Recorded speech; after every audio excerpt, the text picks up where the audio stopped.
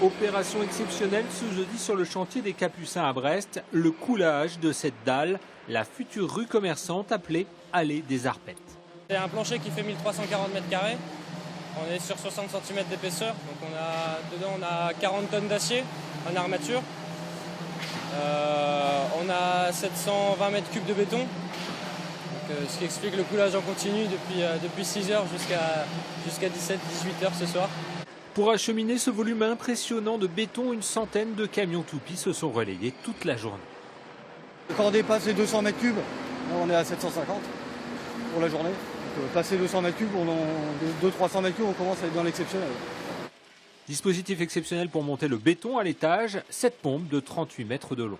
Une pompe à béton, celle-ci fait 38 mètres de bras et elle a 5 bras. Voilà, pour pouvoir se plier dans tous les sens. Pour amener le béton jusqu'en haut du radier là-bas. Aujourd'hui, il y a 800 m³ à couler. C'est vraiment exceptionnel.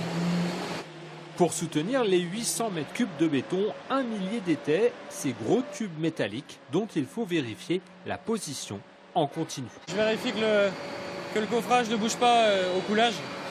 On lui applique un poids important, là, 60 cm de béton, ça représente pas mal de poids. On est à 3,5 tonnes sur chaque été.